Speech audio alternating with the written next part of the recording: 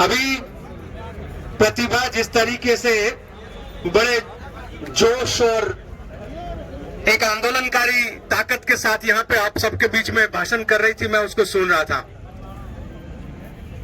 मैं किसी एक का नाम लेने की जगह पे आंदोलन के सभी साथी, राकेश टिकैत जी को मिलना एक बार पहले आंदोलन में कहीं हुआ, शायद उनको याद है कि नहीं पता नहीं है।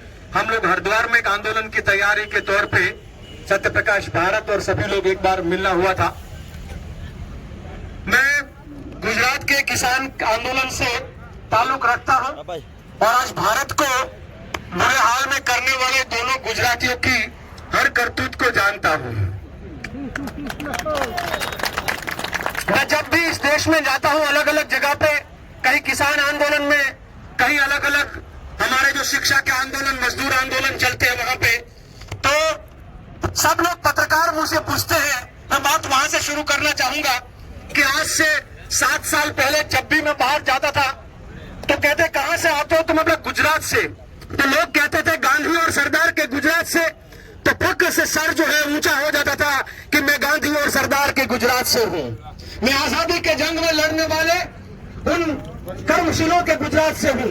पर अब जब बाहर निकलता हूं, कहीं हिमाचल गया, कहीं उड़ीसा गया, तो कहता हूं गुजरात से, तो सीधे पूछते हैं मोदी और शाह के गुजरात से। तो शर्म से सर झुक जाता है और फिर मैं अपना सर ऊंचा करके कहता हूं नहीं दोस्त, पत्रकारों को कहता हूं मैं गांधी और सरदार के गुजरात से हो सकता हूं, मैं वो भारत की आजादी के जंग में लड़ने वाले गुजरात से हो सकता हूं, मैं देश को बर्बाद करने वाले रंगा और बिरला के गुजरात से नहीं हो सकता हूं।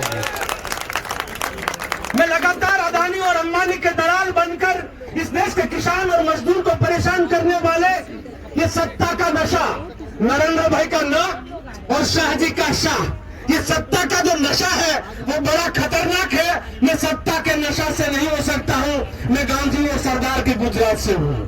और ये बात आप सबके बीच में ये कहना चाहूंगा कि गुजरात में जब नरेंद्र भाई 44 गांव की 50,000 हेक्टेयर जमीन लेकर SIR सारे एक्ट ला रहे थे, स्पेशल इन्वेस्टमेंट रीजन पूंजीपतियों के लिए 44 गांव की जमीन वो लेने आए थे। तब हम 100 गांव के किसान, ज्यादा नहीं थे, 100 गांव के किसान मिलकर उन 44 गांव के लिए लड़े थे। और ऐसे लड़े थे कि 100 दिन तक उन गांव में एक बोर्ड लगा था कि यहाँ जमीन के दलाल, उद्योगपति और सरकार के किसी भी वक्ता, प्रवक्ता या राजनीतिक नेता को आने की यहाँ पे परमिशन नहीं है। और नीचे लिखा रहा था आजाद किसान संगठन, वहां के जो लोगों का है वो आजाद किसान संगठन ने वहां पे कहा था कि हमारे विकास कैसा होना चाहिए, हमारे खेतों में हमको क्या पकाना है या क्या करना है वो हम किसान तय करेंगे। अब गांधीनगर में बैठे हुए AC हॉलों में बैठे हुए लोगों को वो अधिकार नहीं है कि वो आप हम पर थोपोगे। तब वहां पे उस बोर्ड को देखकर उन्होंने बहुत कोशिश किया। एक बार वहां के मंत्रियों ने किसानों को बुलाया वहां पे नेगोशिएशन करने के लिए कि आओ बात करो क्या है। वो बात करने के बाद मिनिस्टर खुद कहते हैं आप अपनी जमीन बेच दो, लाखों करोड़ों रुपया मिलेगा, आपके जो ऊपर छत है वो सोने की हो जाएगी, आप जमीन बेच दो और वहां पर उद्योगों को आने दो। तब हमारा एक किसान कहता है क्या हम ये जमीन बेच देंगे तो हम किसान बचे रहेंगे? क्या हमारे आने वाली पीढ़ियां इस जमीन पर पैर रख पाएगी? क्या हम गेहूं और चावल पैदा कर पाएंगे? बोले नहीं, आपका मकान सोने और चांदी का हो जाएगा। बोला हमको किसान रहना है। बोला इतना क्या नाता है? तो उसके लिए एक नारा वहां पे उठा था, वो नारा बड़ा खतरनाक सरकार के लिए हो गया था। सरकार ने पूछा कि ये धरती से क्या नाता है, तो वहां से आवाज उठी धरती हमारी माता है। वो कहा कि धरती से क्या नाता है, ये धरती हमारी माता है। और हम गुजरात में तो ये शब्द बहुत बहुत कहते हैं कि माँ जो है उससे दूध पिया जा सकता है, माँ का जो हम लोग धावन बोलते हैं उसको धाया जा सकता है, उसको खून चूसा नहीं जा सकता है। अपनी ये माँ से खून चूसा नहीं जा सकता है, उससे सिर्फ पोषण लिया जाता है। इसलिए ये धरती से क्या नाता है ये हमसे मत पूछिए, ये धरती हमारी माता है। और आप माने ना माने वहां पर किसानों का आंदोलन इसलिए जीता था। 1000 लोग ट्रैक्टर लेके जब निकले थे गांधीनगर की ओर कूच किया था।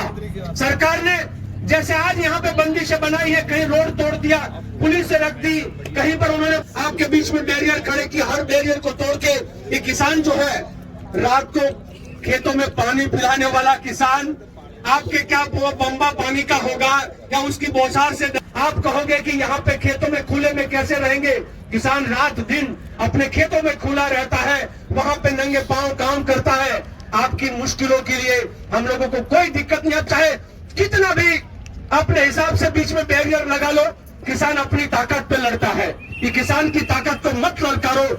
नरेंद्र मोदी, और अभी को पत्रकार पूछ रहा था कि नरेंद्र मोदी और ये कह रहे हैं कि चाइना और जापान और अमेरिका और पाकिस्तान की कुछ साजिश के तहत ये किसान लोग लड़ रहे हैं।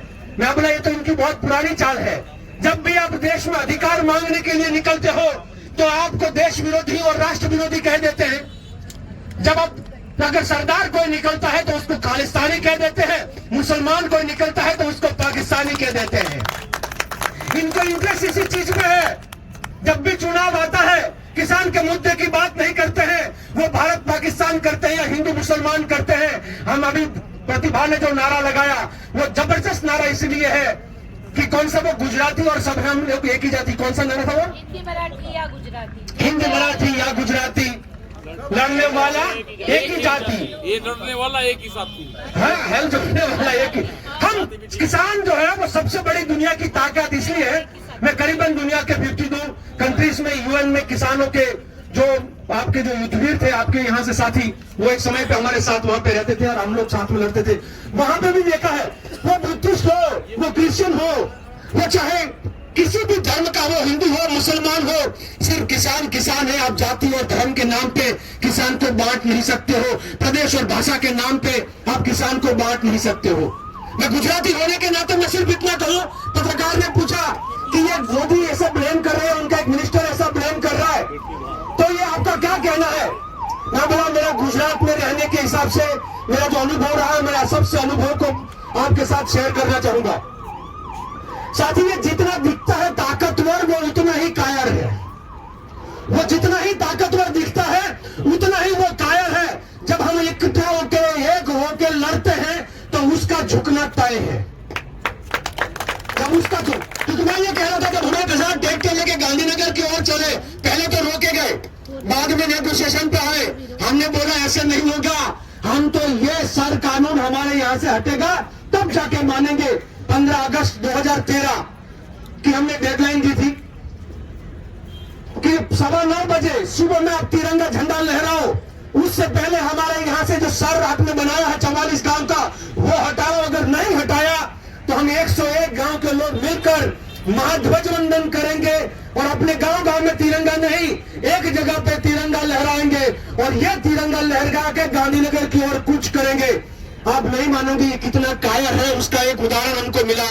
14 तारीख को 4 बजे उन्होंने ये वहां से सर को हटाया और ये कहा कि हम किसानों की मांग जो है वो मांग रहे हैं, क्योंकि हम लोगों को अब लगा कि किसान को विकास नहीं चाहिए, उनको ऐसे ही आदिवासी की तरह रहना है, ऐसे रहना है गांव में। हमको क्या दिक्कत है, अब आप जानो और आपकी जमीन जाने अपना फेस सेविंग के लिए, पर उनको सर वहां से हटाना पड़ा था। तो ये मैं दावे के साथ जिस प्रकार से भारत में आंदोलन बोल रहा है, इनको ये तीनों कानून हटाना पड़ेगा, क्योंकि ये तीनों कानून एक दूसरे के साथ जुड़ा हुआ है। आप लोग मेरे से इसमें बहुत सारे बुद्धिजीवी होंगे, किसान सब लोग, हम लोग सब जानते हैं कि क्या है। एक है पूंजीपति के लिए पूरे भारत में खरीदारी के लिए सब समान प्रकार की व्यवस्था खड़ा करने वाला कानून है। दूसरा है मंडियों को और उसको खत्म करके जिस तरीके से खुला बाजार कहां नहीं है भाई? आपका पंजाब के गेहूं गुजरात में नहीं आता है क्या? गुजरात की आम कनाडा में नहीं जाती है क्या? गुजरात की आम भारत में दूसरी जगह पे नहीं जाती है क्या? हमारा आंध्र का ज्वार दूसरे राजस्थान में नहीं जाता है? जाता ही है। हम तो खुले में बेचते ही हैं। आप कौन सा खुला? आप खुला हमारे लिए नहीं, आप खुला अदानी और अंबानी के लिए बाजार करना चाहते हैं। अगर किसान के लिए खुला बाजार करना चाहते तो आप गेट गाट और WTO के सामने लड़ जाते, हमारे साथ लड़ने का ये साजिश ना करते। आपकी लड़ाई हमारे साथ हो गई है आपकी दोस्तों के लिए, अदानी और अंबानी को। आपको पता है हरियाणा में अदानी ने 500 एकड़ जमीन खरीदा है। आपको पता है रिलायंस ने गुजरात में अपने अलग अलग जगह पे मॉल करने के लिए जमीन खरीदी है, महाराष्ट्र में जमीन खरीदी है, बड़े बड़े स्टोर। तीसरा कानून क्या है? तीसरा कानून है जमाखोरी वाला, कि जितना भी चाहे अदानी अंबानी जैसे पूंजीपति माल खरीद के एक जगह पे जमा कर सकते हैं। वो क्या करेंगे हमारा हाल? जब भी हमारी उपज आएगी, जब हम गेहूं पकाएंगे, धान पका के बाहर आएंगे, तब वो अपने गोडाउन से वो माल को बाहर निकालेंगे, हमारे दाम कम हो जाएंगे। और जब हमको जरूरत होगी तो वो काला बाजारी लोग वो जमा राशि जो है वो अंदर धान को कर देंगे और बाजार से सब माल खरीदेंगे। हमको खरीदना होगा, ऊंचा दाम देना पड़ेगा, और जब हम बेचने जाएंगे तो सस्ते दामों में बेचेंगे। ये जमाखोरी के खिलाफ भारत में जो कड़ा से कड़ा कानून है, उस कानून को खत्म करने का। तो तीनों जो है कानून किसके लिए है? किसान को फायदा पहुंचाने के लिए है कि अमीर को फायदा पहुंचाने के लिए? ये अमीरों को साथ देने के लिए ये तीनों कानून है। इसके लिए एक ही मांग किसानों की होनी चाहिए कि कोई सुधार नहीं, इस तीनों कानून को वापस लिए बिना हम लोग नहीं मानेंगे, नहीं मानेंगे। अरे क्या मोदी और क्या साहब क्या मानते हो? जब भारत का आजादी का जंग लड़ रहे थे गोरों के सामने, तो आप तो मुखबिर बन के बैठ गए थे, हम तो उसके खिलाफ भी लड़ गए थे। यही किसान थे तो भारत के आजादी के जंग में लड़े थे। तो बिल्कुल, तो ये नया जो है, अगर हम गोरों से लड़ लिए थे तो जोर से सब लोग बोलेंगे कि पहले लड़े थे गोरों से, इन चोरों से। ये चोर किस चीज के हैं? जैसे भी आप अलग अलग तरीके से जिसका जो मर्जी वो से, पर तीनों नारों का सब जो शब्द है वो एक ही है।